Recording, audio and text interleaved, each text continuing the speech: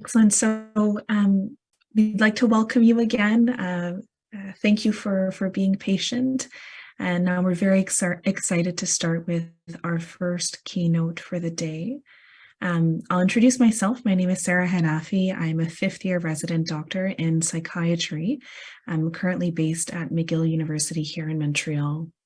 And it's my pleasure and privilege to serve as the moderator for this morning's first keynote. A few housekeeping items. So speakers are very happy to answer questions, and we do encourage you to post your questions in the Q&A box. As moderator, I'll be keeping an eye on the Q&A box, and at the end of the session, we have about 15 minutes allotted to the Q&A, and so that'll be an opportunity for Dr. Awaad to respond to any questions that come up from the audience.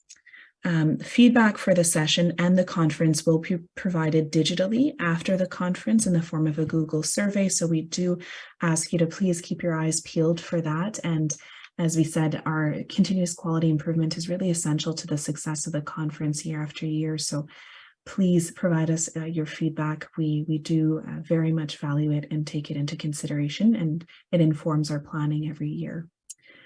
Sessions today are accredited, including the research poster session. In order to obtain the accreditation hours, you must complete the Google Forms survey, which will be sent to you after the conference.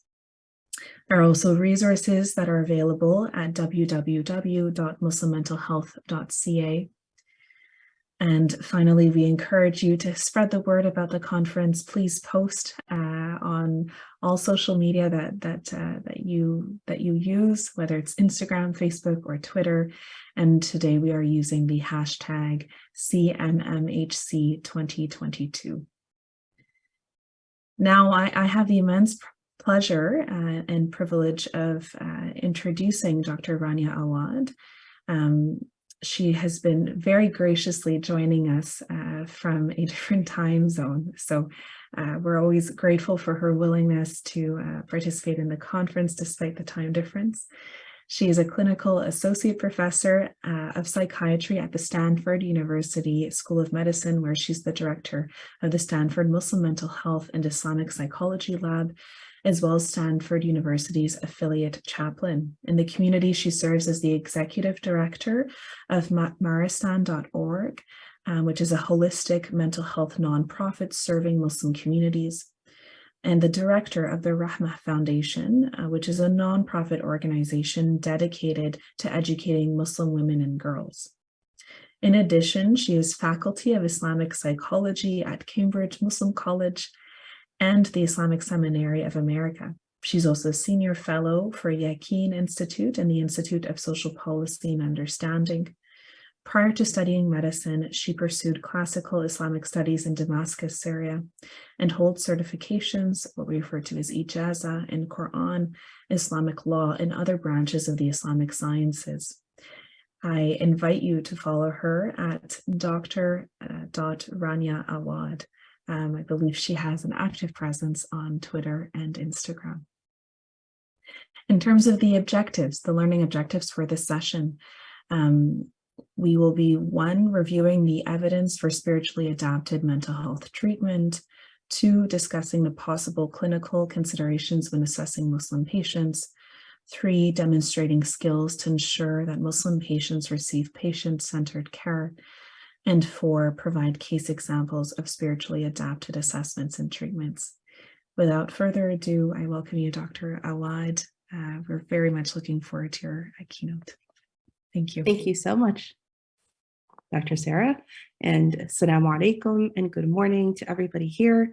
It's wonderful to be here with the Canadian Muslim Mental Health Conference.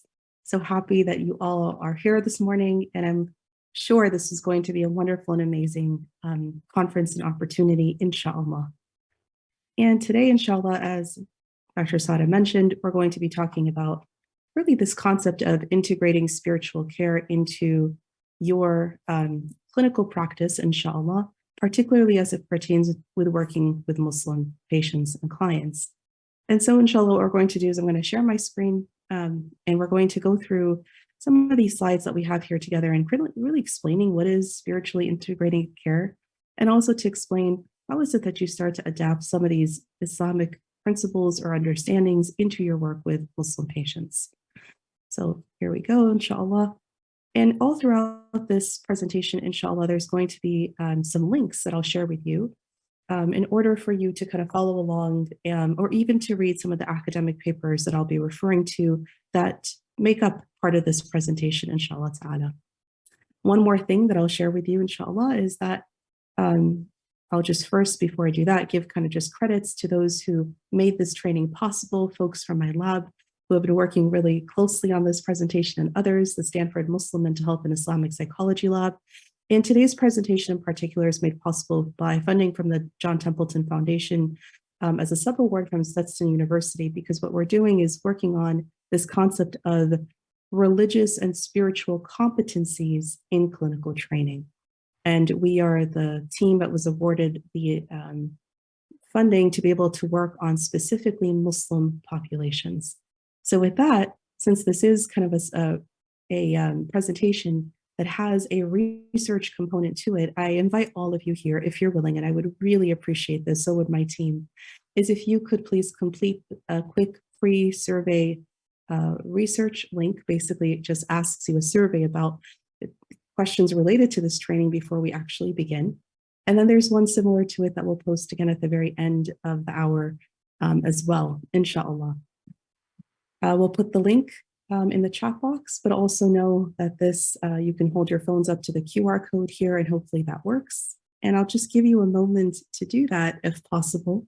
And again, our team would really appreciate your input and your feedback so that we can continue to iterate and work on making this particular training the most useful to all those who are taking it, inshallah ta'ala. All right, and with that, and thank you for putting that link in the box. I appreciate that, inshallah.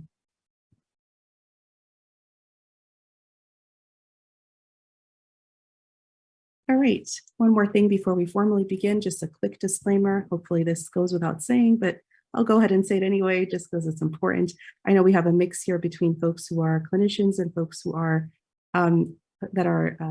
perhaps interested in Muslim mental health. And so I just want to be very clear that this particular training, of course, I won't be able to cover everything related to Islamic beliefs in this one small hour, nor does this training, is it intended to or considered to be sufficient to really train you in being able to assess, diagnose, or treat mental health conditions. And so goes without saying, but important to state nevertheless as a disclaimer. All right, and with that, just sharing with you a couple of things we're going to talk about today. What is spiritually integrated care? What are some perspectives on mental health and illness from the Islamic tradition? What is this concept of kind of bringing in spiritual experiences, and how do you distinguish it from psychopathology in specific cases? So I'm really excited to do that with all of you today, inshallah. So as we begin, Bismillah ar-Rahman ar-Rahim, first to talk about the Muslim diaspora. And because we, myself and my lab, were situated in the United States, we kind of think in numbers related to the US, but certainly you can extrapolate some of this to folks in Canada as well, and for those who are attending from other countries and places too. But to say that worldwide that there are just about, maybe a little over 1.8 billion Muslims in the world, it would be really, really hard actually to be able to quantify all of the differences and nuances in this population. What we know is that they're incredibly ethnically diverse. They come from all different aspects, all different parts of the globe, and have varying degrees of religiosity. And the reason that becomes important is because when we talk about something like spiritually integrated care, the question becomes, how do you do that when folks have different levels and degrees of religiosity? Well, that's something we're going to address in just a moment here, inshallah. Now, let me ask you here, and please do use the chat box if this is possible, inshallah, to write just a simple concept or term of what comes to mind for you when you hear spiritually integrated care. I'll give you just a moment to do that, inshallah.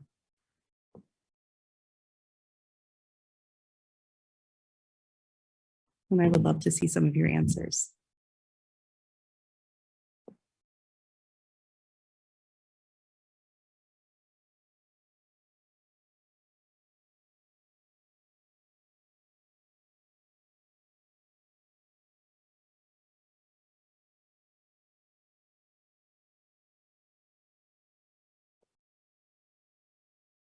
Yeah, I agree. A holistic understanding. That's a great word, kind of when you think about spiritually integrated. Looks like you're able to now write in the chat box, which is great. Inshallah. That would be important. Yes. Relying on God. Okay, wonderful. Other thoughts? Very nice. Yep. Okay. Someone said the biopsychosocial spiritual model. Excellent. Excellent. Integrating beliefs into well-being, spirituality, and a clinical approach. A therapist being able to use their spirituality to support treatment goals. Medical care that doesn't discount the spiritual aspect. Yes, inshallah. In many ways, all of this is really getting at what we're trying to make. Yes, acknowledging the religion in practice. Love it, mashallah. So let's take a look at this a little bit, particularly from the literature. What are we finding when we look up this term called spiritually integrated care? We find that it's actually an approach that addresses spirituality in client care. And everything you all put into the chat box actually fits into that category. And when we look at Muslims in particular, one thing that we see is that there is still an underutilization, a likelihood of underutilization of mental health, formal professional mental health services. And the study was done, about 2 decades ago and repeated again by our lab just recently. And we're still finding some of the same things, although I will say that there is a trend, inshallah, that is starting to kind of go into the ability of accessing professional mental health care earlier and sooner from our community members. There's still a long way to go with this, but we're getting somewhere, and it may be generational, and maybe that this next generation of folks are more willing and interested to do that. But in general, there continues to be an underutilization of mental health services. And so when you ask, why is that? One of the main reasons becomes, I don't know for sure that they're going to understand me or my background, or I wonder if I'm going to have to spend a lot of time needing to explain and or defend my position as a believer, as a Muslim, or there may be some bias in that particular treatment. For so many people, these various aspects are considered to be barriers to care.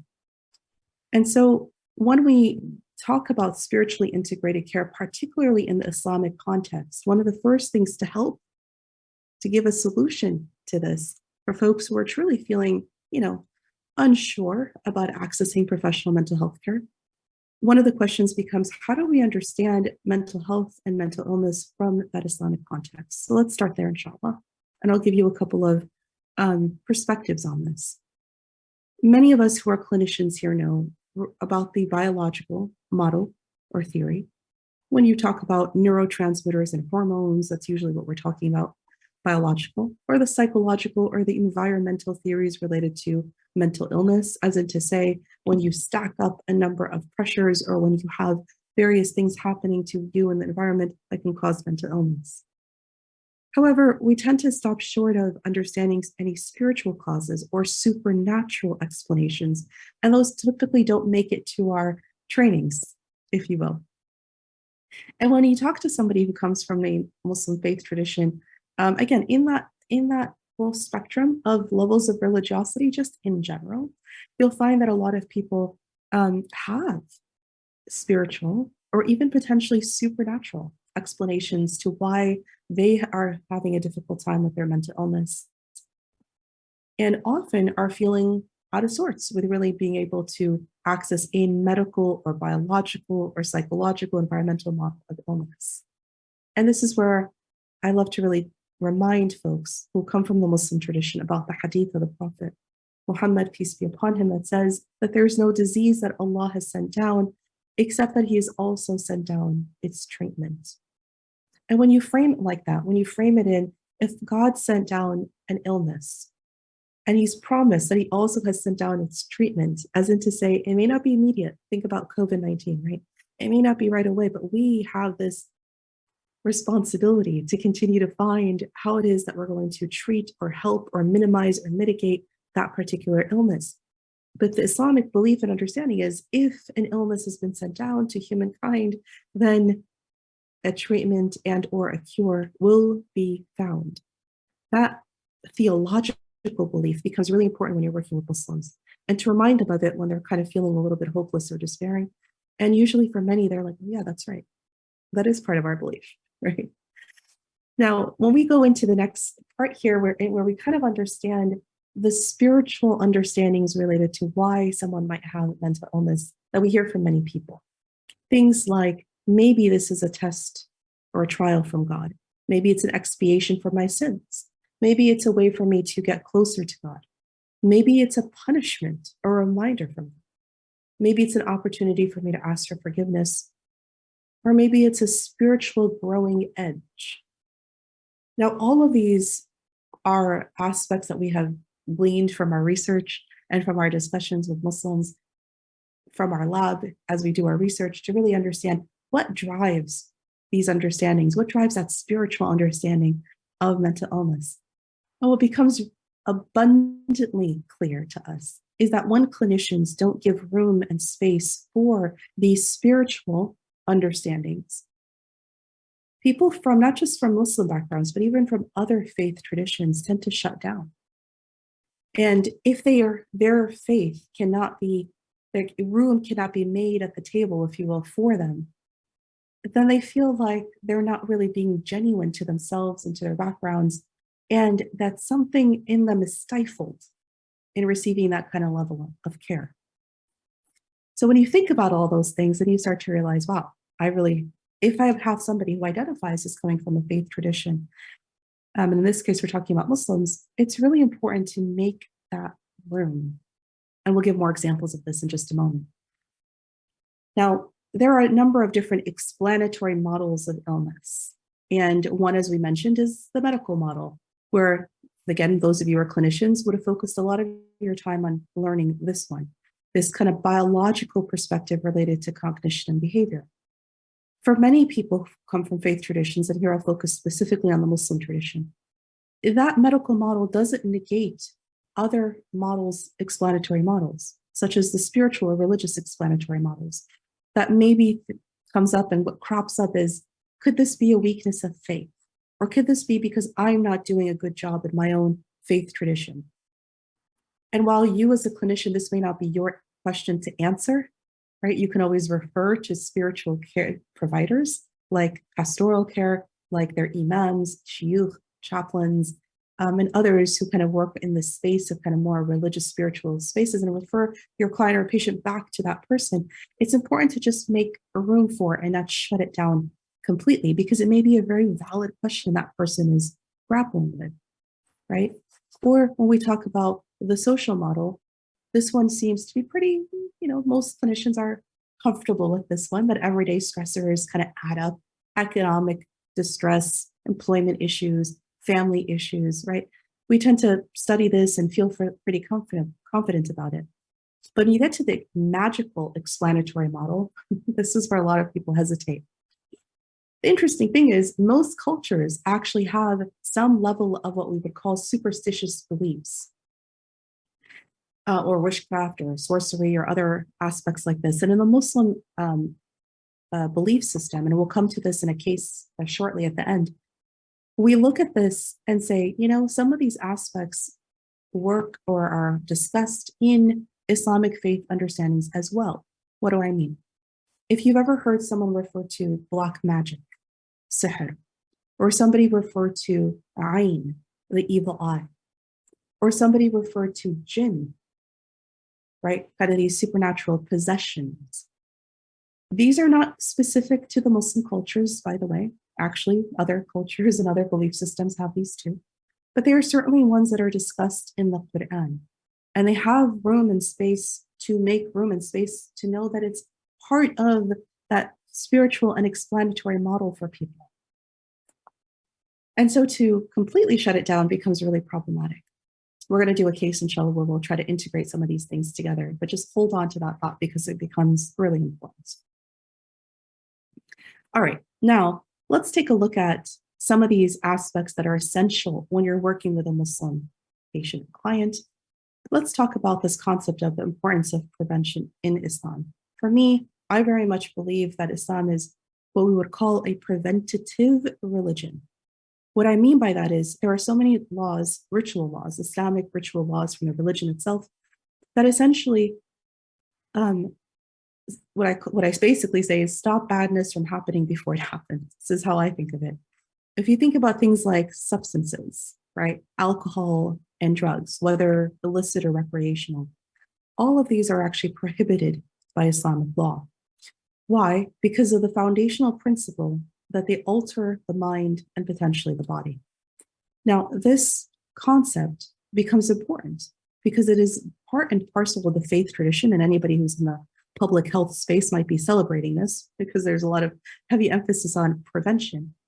But that does not mean that because the religion itself prevents these, that the people who adhere to it are practicing every single aspect of the faith. So we'll need to remember that in terms of thinking about how to address this with our Muslim patients or clients. When you think about things like patience or reliance on God, this can become a bit of a barrier for some people and a motivation for others. For some people, they may sit back and say, God gave me this illness, I'm just going to ride through it.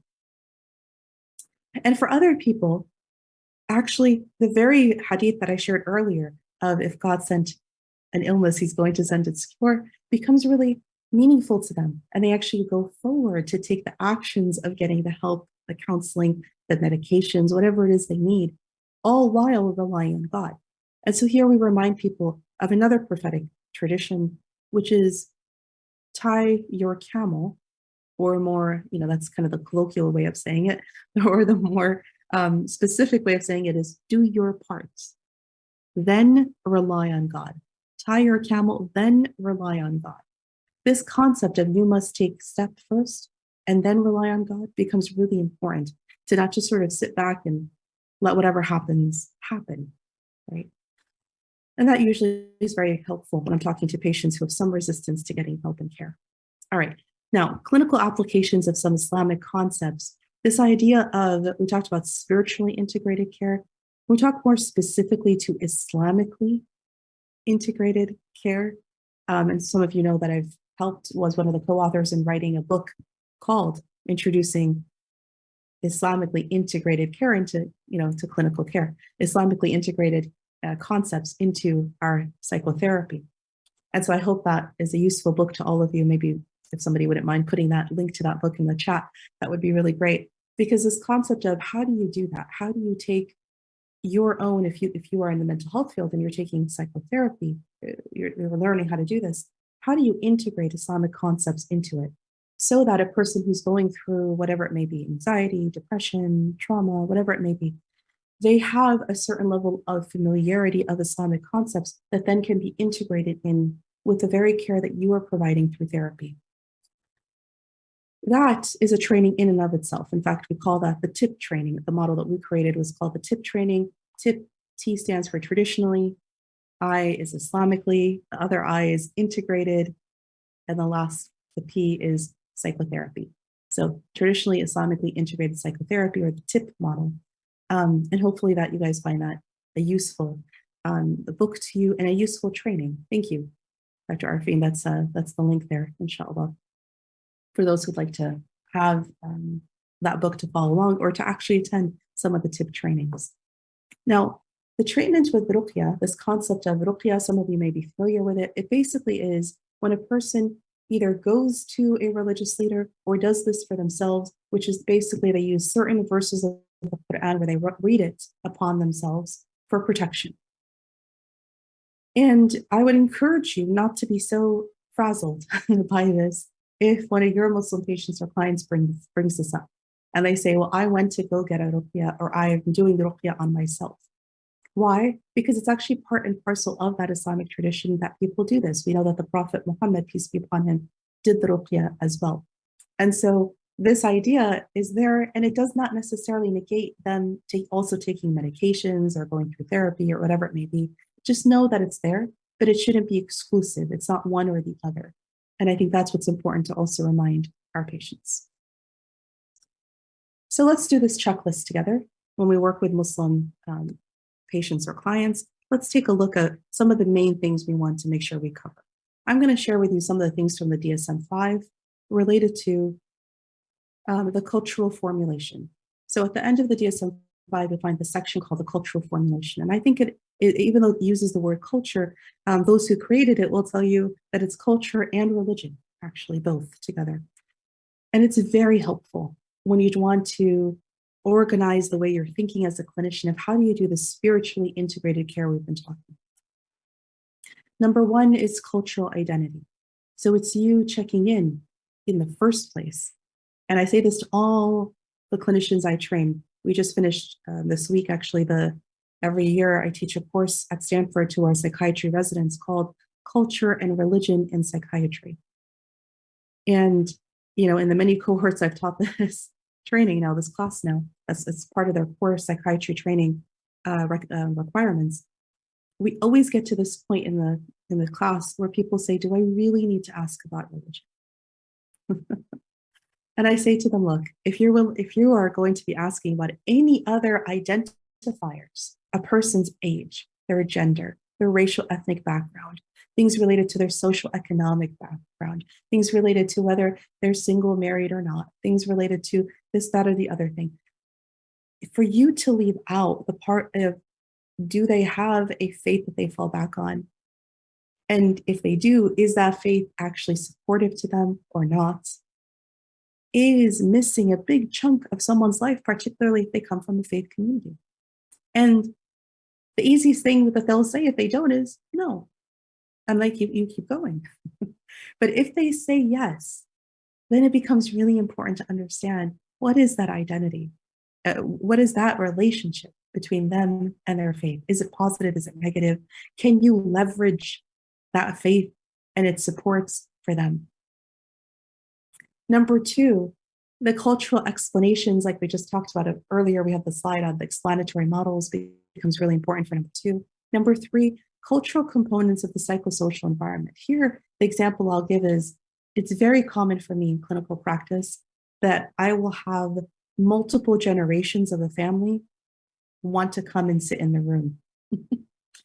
And the reason for that is when you work with cultures and backgrounds of people who come from more collectivist cultures, as opposed to individualistic cultures, decision-making is usually shared.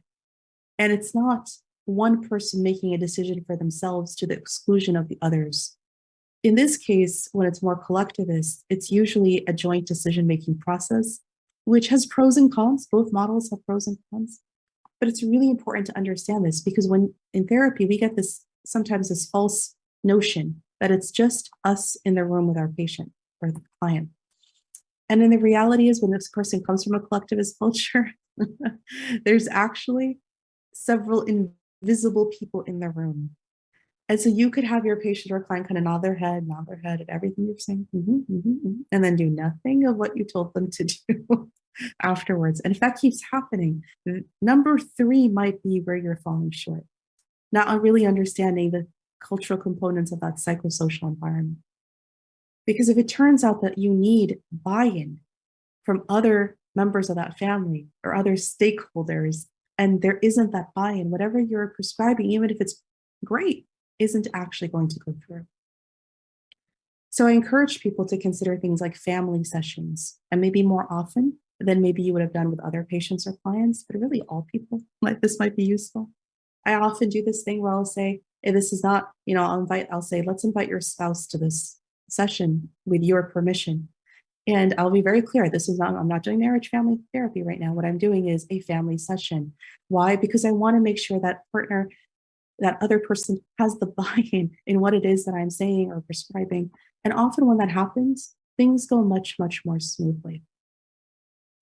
Number four, the cultural elements of the relationship between the individual and the clinician. This is so key as well. Here, for me, what this means is, again, from certain cultures and backgrounds, you have to pay attention to when people have this differential of power. So when they look at the doctor as being the authority figure, they often might just sort of not speak up or just sort of nod their head and go along with it, right? And then go and do whatever it is they want otherwise.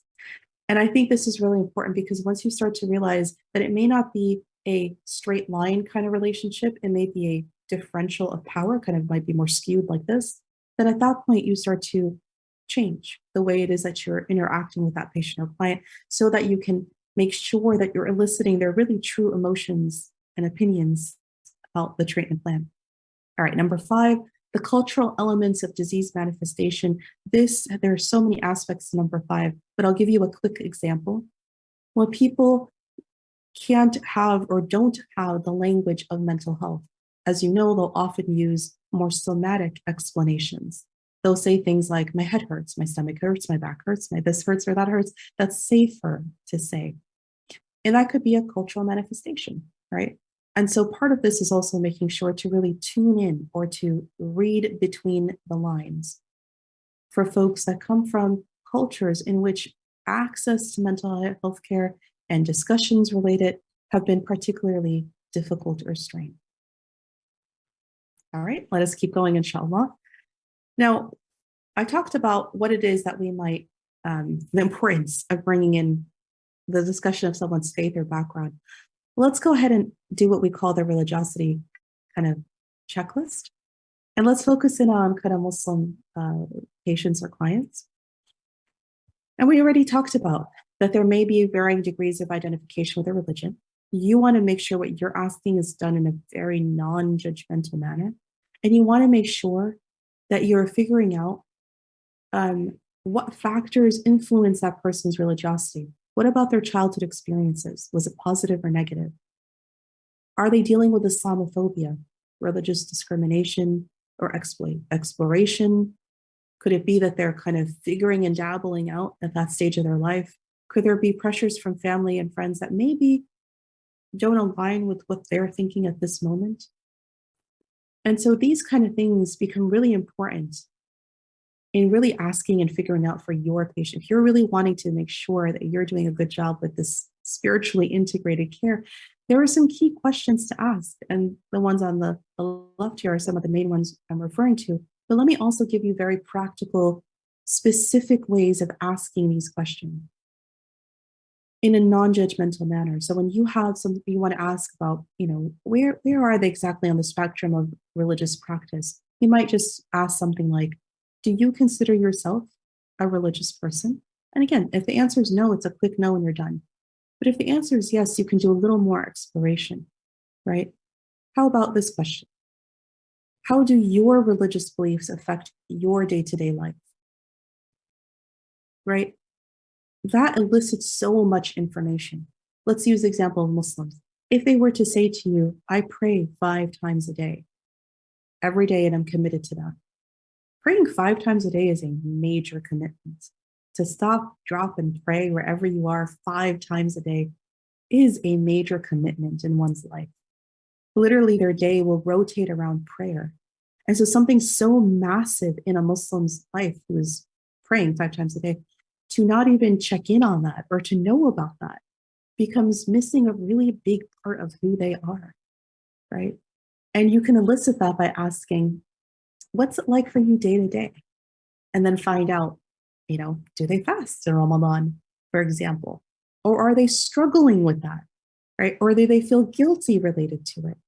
Or maybe they did this in their younger years, but aren't currently doing it now. These kind of things become really important to understand a person's background. And then what about finding environmental factors? Questions like this would be things like, are you involved in any religious groups in your community? This might elicit a person saying, oh yes, I go to the masjid every Friday for Friday prayer. Or someone else might say, oh yeah, I'm a youth group leader, youth director, youth leader in my community. Or a person might say, in the question that says, if so, is it a source of support or distress? Here you might find someone say, it's amazing. I fall back on my faith all the time when I'm feeling stressed out. Or a person might say, this is the thorn in my side. And depending on those answers, your care for them as a mental health provider will absolutely change. But if you don't ask these at all, how would you know? Especially in settings, especially the way we're trained is very, very secular. It leaves out oftentimes spirituality and religion. There is definitely a movement towards integrating spirituality, not just with Islam and Muslims, by the way, but actually across the fields. Again, this particular training that we've created is actually part of one of I think we're 12 teams of people across the country who are working on clinical and spiritual and religious competencies in clinical training. And so there are teams all throughout the country kind of working on this because the field is starting to move in the direction of what we call whole person care. Bring your whole self into therapy, into care. And if that means you're a religious person, then that should be made room for at the table, right?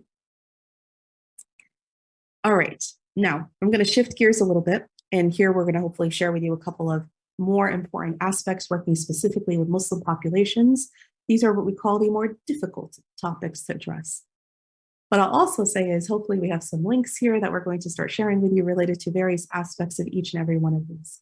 Now, in my lab at Stanford, we have lines of research that focus in on, hang on, I went the wrong way. Lines of research that focus on several of these topics, so I'll share some of these with you. Now, for substance abuse, this is actually the newest line of research in my lab. So we're currently undertaking a lot of research related to substance abuse. But what I will share so far is that something I shared earlier. Because the use of alcohol and recreational and illicit drugs are explicitly prohibited in Islam, if somebody is using, there may be a lot of hesitancy in actually admitting that or bringing it up. There may be a lot of issues related to family and community and potentially even some levels of ostracization or feeling like they can't relate or connect, or a lot of guilt or shame related to this because of the Islamic belief. And as much as that is helpful and preventative, it's also important that you ask these questions. Do not assume that a person who wears hijab or a man who wears a long beard doesn't use or hasn't dabbled in something or the other. And I think that becomes incredibly important to not do any of these kind of assumptions right off the bat. Very similar to another line of research that probably many of you know have spent a good deal of time in these last couple of years really focusing on, which is the topic of suicide, in which we've dedicated an entire line of research in our lab just dedicated to the topic of suicide. And similar to substance abuse here too, the concept of killing oneself with full knowledge and planning is also considered to be sinful in Islamic belief. And for this reason, you might find that suicide for many people, or suicidal thinking, suicidality, or suicide attempts, all is being considered a weakness of faith. And a person might be really defensive in disclosing this information. But it is really, really important that actually this is asked about. It's not neglected, oh, because that person, they just told me they pray 5 times a day. Why would I ask them about suicide? Not relevant at all. It's really important that you have this as part of your, just like you're trained, you always ask about suicide, you should always continue to, even if the person in front of you seems really religious, right? And I'll tell you this, in one of the previous clinics that I worked in that's focused on Muslims and mental health, what prompted a lot of the work that we did, and thank you for the link that's now shared in the chat box, the recent article we had published in JAMA related to the topic of suicide in American Muslims, and their suicide attempts specifically. What really prompted this for us and for me as a clinician is looking at this from a clinical perspective of working with real patients and clients who were Muslim and many of whom were considered themselves fairly conservative. And we found that nearly a third, 33% of the patients that came into that clinic had some level of suicidality in the 2 weeks before presenting for clinical care. That is massive. And in the JAMA study, I remember when we looked across the US, the number was 8%, and that was pre-pandemic. We're working on a second paper right now that looks at it post-pandemic, or I guess we're not really post-pandemic, but after the first couple of years of lockdown, if you will. We're looking at 2022 data, and the numbers are much worse. And so for me, this is a real passion point for me. Many of you know I'm really passionate about this topic, and I speak about it quite a bit. And subhanAllah, I'm going to share with you something I'm really excited. It's not yet out, but it'll be out very, very soon. We've just completed what we call a PSA, or a public service announcement, that's meant to go out nationally. In the US here, the number that was the suicide response hotline the suicide crisis line nationally was a long kind of like a 1-800 number. And recently the US over the summer had voted to change it to 988. Instead of 911, it would be 988, with the hopes that the people answering that call would be more clinically trained and whatnot.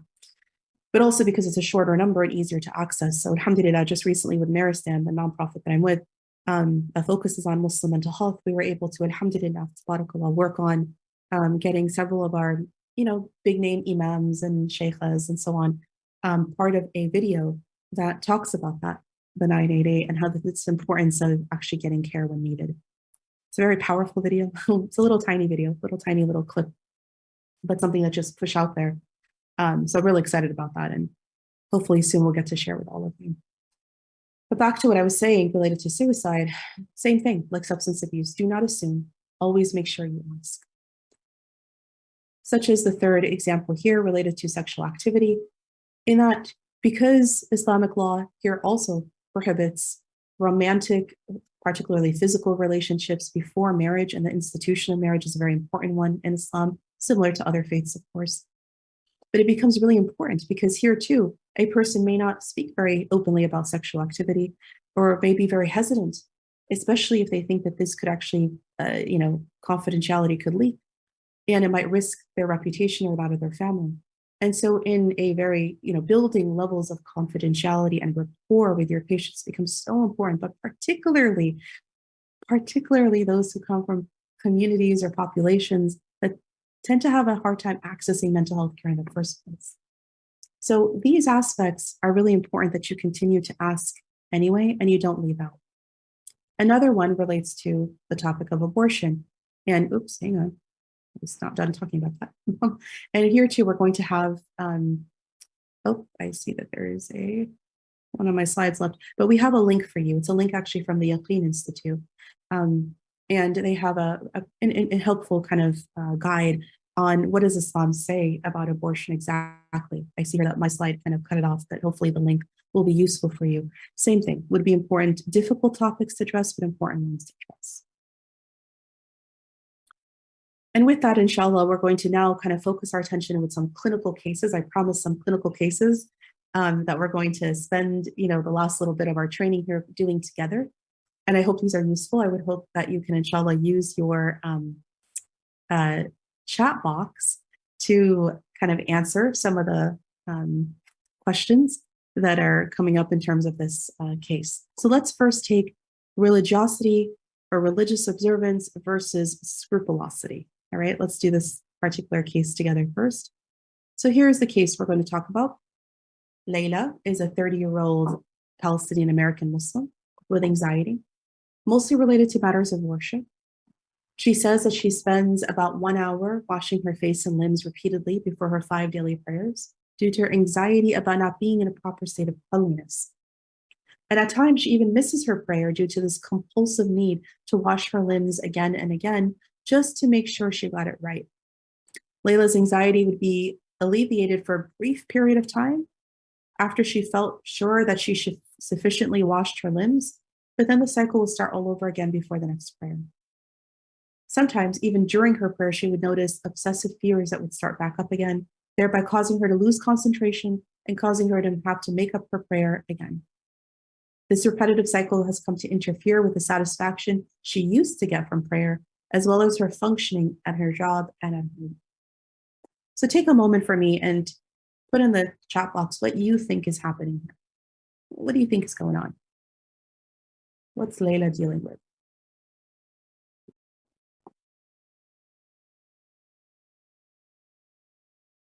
All right, we have several votes of OCD or obsessive compulsive disorder. I imagine that many of you here might be clinicians, and so you might kind of jump right to that, and good for you. I have somebody here saying OCD is particularly religious scrupulosity. Yeah, exactly. And that's essentially what is happening here, particularly the parts that are bolded. You might kind of pull out from the conversation that there is, in fact, something that's happening here. The real question comes, which is the next question, the next person that wrote in the chat box. Could it be from an Islamic perspective, waswasa?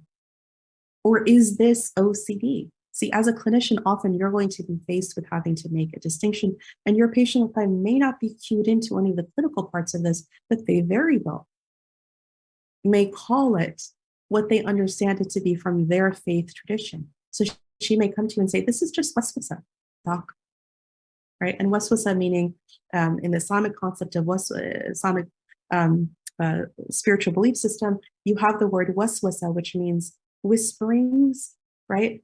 And usually you say whisperings of the shaitan, of Satan. And waswasa being something that like a person keeps on doubting themselves, right? And so you might ask, like, did I pray? Did I pray that? If you're like in the middle of prayer, you might say, is it my third rak'ah or my fourth rak'ah? Did I make wudu? Did I make wudu? Right? It might be like that, kind of whisperings of different sorts. And some of you may know that I've spent a good deal of time writing about a particular Islamic scholar, a scholar who was from the Islamic heritage of the 9th century, somebody by the name of Abu Zayd al-Balkhi. You may have heard this name before. And Abu Zayd al-Balkhi, there's a long backstory and I'm not going to share the whole thing, but what I will share with you is when I came across his writings before they were translated, I was doing a lot of work. One of the lines of research in my lab is focused on history, historical understandings of mental illness from the Muslim tradition. And I came across Balkhi's work in the midst of reading all these other kind of writers and early, we're talking like 8th century, 9th century, 10th century, and so on. And I came across Balkhi's writings and I thought, what on earth is this? SubhanAllah. Because the now translated, you can read his book, or half of his book is translated under Sustenance of the Soul by one of my mentors, Professor Malik Badri, rahimahullah. And that half of that book focuses, the second half that is translated is focused on all these mental health conditions. And in the 9th century, he actually breaks down and classifies and diagnoses multiple mental health conditions the way, by and large, we would understand them today. Depression, anxiety, phobias, OCD, and others. And as I'm reading this as a modern trained psychiatrist, I'm blown away because when we learned about different mental illnesses in our, psychology 101 classes or, introduction to psychopathology or history of psychology type classes, they always talk about OCD, obsessive compulsive disorder, being something that wasn't discovered until the 19th century. Sometimes they even call it a new disorder.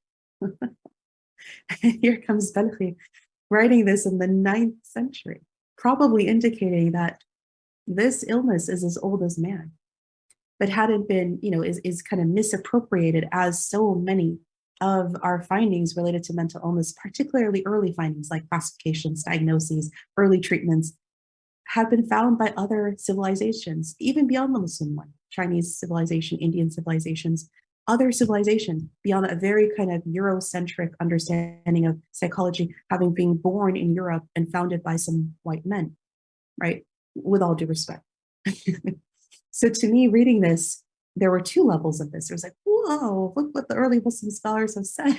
I had no idea growing up that there was this connection.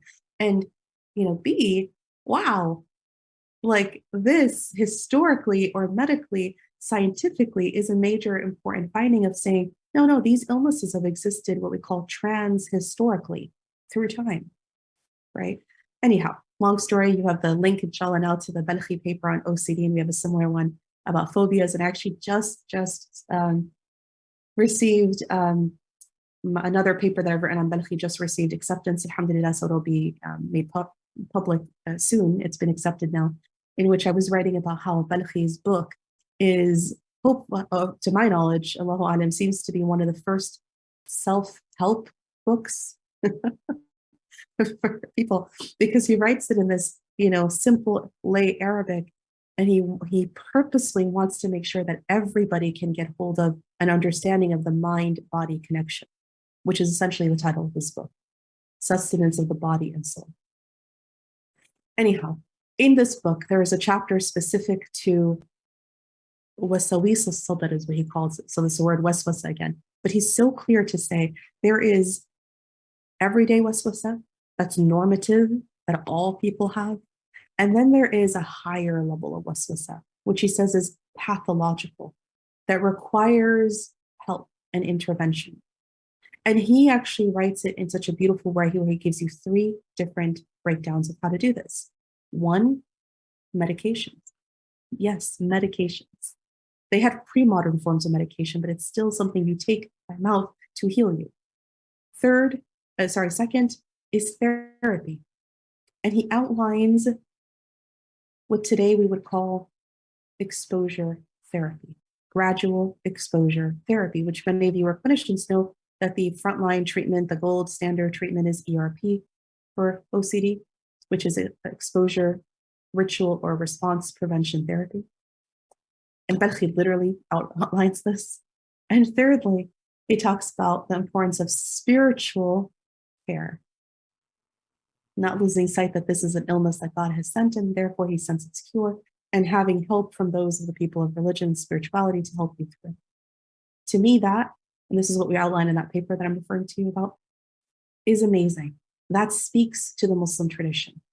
And so I hope, inshallah, you're able to kind of hold on to that, inshallah, in your understanding of a case like this, or a case like Layla that we just talked about, that for her, it may very well be scrupulosity, manifestations of scrupulosity, but it actually has this kind of spiritual, faith-based background that it's embedded within. And if you miss it, you just talk about it as OCD, you'll miss something really important in the level of scrupulosity that comes up that's spiritual or religious. And if you just focus on waswasa, you'll miss the medical component. All right, let me go quickly to our next case because I know we're coming short on time. And I'll just share with you some of the links. We'll do these ones a little bit faster, but I'll just share with you some of the links, inshallah. This next case, we won't do the case itself, but what we will say about this one is when there's a question related, is it devotion or is it deprivation? Especially in Ramadan, especially with those who might have eating disorders. And here the question really does become, do I allow my patient who has an eating disorder to fast? And here the answer to that has a lot to do with how new or old is their, how new or old is their eating disorder? Is it something that has a high level of medical comorbidities? Is it something that is under control or not? But always understanding that for many people who fast, Ramadan isn't just a physical thing that they're doing, right? It's not just a level of deprivation, if you will. There is a level of devotion in that and a level of community involvement. So when they're not fasting, many people say, I don't feel like I'm connected to everyone else.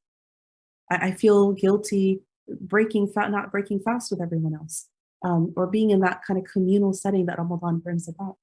So I think it's really important to use a case-by-case basis that you take into consideration for each of your patients independently, and don't do this thing that many clinicians do. They hear this idea of fasting and they just sort of like shut immediately, shut down the conversation immediately.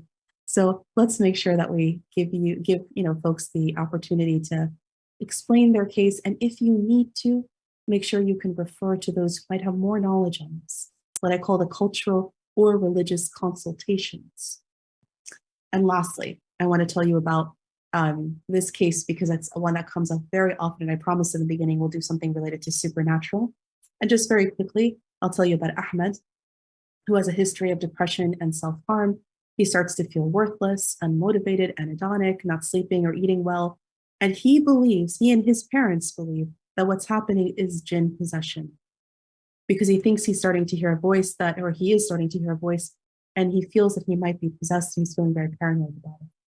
This discussion of anything related to the supernatural, so whether it be jinn, or whether it be hasad, like the evil eye, or whether it be sihr, black magic, also becomes important to understand the explanatory models of illness, to meet patients where they're at, to see whether you can at least kind of together, like even if they want to go to an imam to do that ruqya that I was talking about earlier, or they believe that they found an imam who can do kind of a pulling out of the jinn, if you will, at the same time to build enough rapport to be able to say, if you need to do that or want to do that, can we at least agree to also take my medications that I'm prescribing here, to see it from the medical model, right? To see the possibility that maybe two things could be happening, or maybe it's one or the other, but let's definitely make sure that we're, built enough rapport. Even if they want to do one before the other, they promise to come back for kind of medical treatment if they're not improving, which of course, if it may be schizophrenia or something related to psychosis,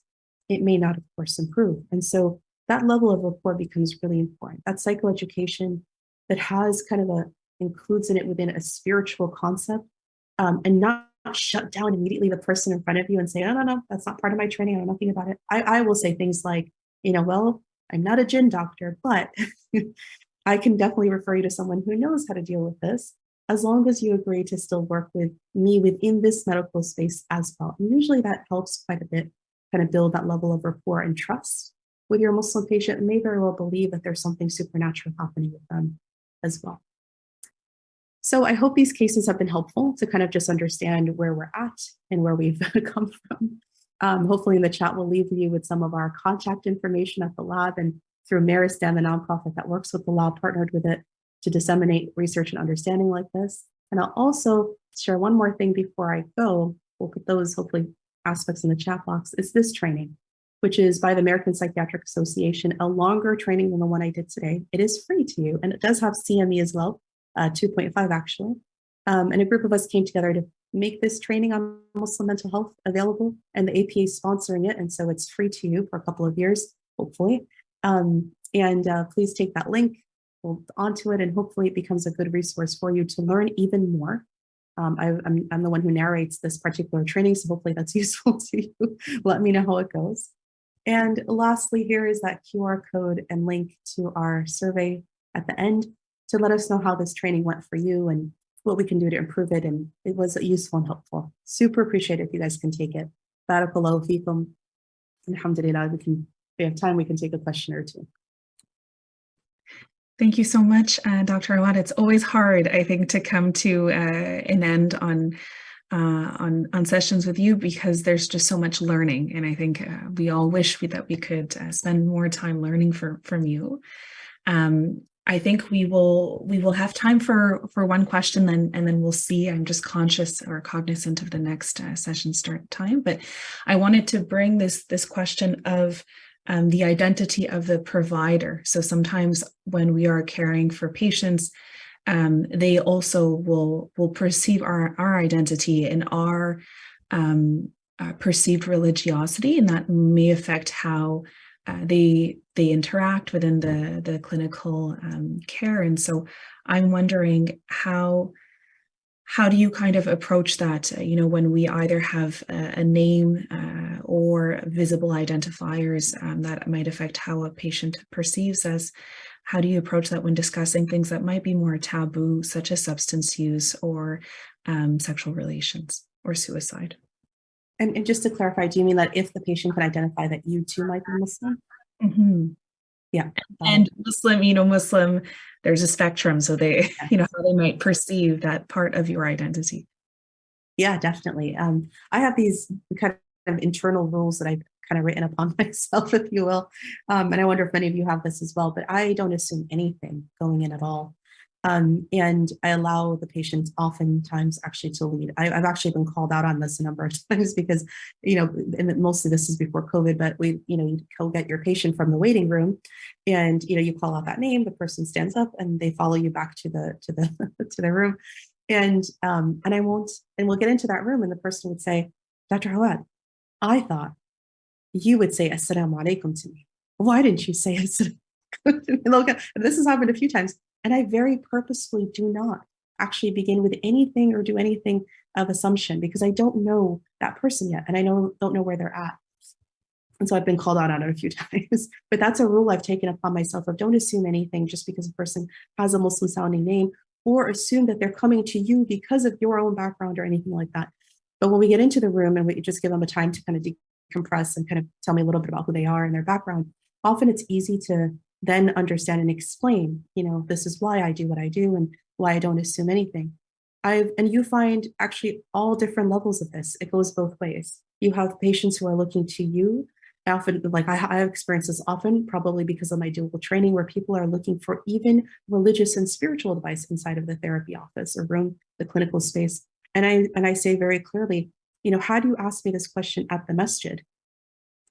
I would have been, because I'm trained, right, Islamically, I would have been happy to answer it here. But this question is not something we'll be addressing in this space, in this session here, because that's not what this session is for.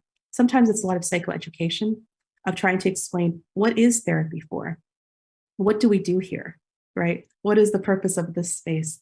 And sometimes it's a matter of they want to bring something up, and as long as, and I'm more than happy to hear what they want to bring up Islamically, about their Islamic background or questions, but I'll be very stop short of actually answering any of those Islamic questions and say, that's not what I'm here to do. Even though, subhanAllah, in my case, it's a little harder just because I actually am trained in some of these things, but I'll say, let's talk about that outside of this session, right? Because I want to preserve the space of what it's meant to be, with the kind of clinical contours of the space. So I think that's an important thing too. As long as you set those boundaries that are healthy, I hope, inshallah, I think the patient actually gets that, and they're able to even respect that, and be able to then, get the healing or help that they need within that session when you're able to do those things. Thank you. Those are helpful tips. The last question, just very, very quickly, is with regards to building rapport with clients or patients who may have a more supernatural explanatory model. For those who are not in the role of prescribing medicine, such as therapists, what advice or guidance do you have for building rapport in these sorts of situations or encounters? Yeah. And I just want to say, these are always hard. I've never had one of these cases that hasn't been hard. And so I think what's important is that you know the limits of your training and what you are capable of providing, all while being able to connect and refer to those who actually are trained and to do those things. So what do I mean? If you are a therapist, where you're situated is to be able to really help that person along, but you know that maybe you're also dealing with a serious mental illness that does require medications. So making sure that there is a strong bridge to a psychiatrist on one end is going to be really important. And trying to motivate your patient, because they may trust you because you're not giving the meds, right? More than they might trust the psychiatrist, but kind of motivating, or even what I call the warm handoff. Maybe it's a psychiatrist or maybe you say, how about we call together, or how about, if you need me in that session, I will join you, or I will be there, kind of just bridging the care, or let me recommend to you certain names that I've asked my network and they've said that these are very trustworthy people, on one hand. On the other hand, you also may not be religiously trained. And so you are making sure that you're keeping the door open for, again, rapport. I have on my speed dial, in our local area, there is this Imam Ahmed, that's his name. And and I've chosen this particular person because I find that he's very psychologically minded. He's somebody who says that he, from his tradition, from the Ijaza Sanad that he has, is able to, remove jinn. Allahu Alam, this is what he says, and people go to him. But the thing that is really important for me is that he draws the limit on when he no longer is able to help. And he'll say, this is not a spiritual thing you're dealing with. This is a medical thing. Go back to the psychiatrists. Go back to the medical providers. And that is so key. That is so key, to have that kind of the connection on both ends, where you're connected to those you can refer your patients and clients to, and there's a trust factor. And you also know your own limits, so you don't take on more than you can actually provide. And keep those people who are psychologically minded like that literally on your speed dial. I think it's so important to have those references within your local community. I hope that's helpful, inshallah. Jazakallah khair. It's always a privilege. And thank you so much for this tremendous learning. Absolutely. My pleasure to be here. MashaAllah, and have a wonderful rest of your day with the Canadian Muslim mental health question. Questions here? Oh, you were saying that there's more questions? I think there are a few in the chat. So of course, if you do have time, maybe to answer them via the chat, because I'm cognizant we unfortunately got it. Minutes, but we're very, very grateful. Thank you so much. Of course, happy to do that, inshallah. Barakallahu feekum. Take good care, everybody. Assalamu alaikum wa rahmatullahi wa barakatuh.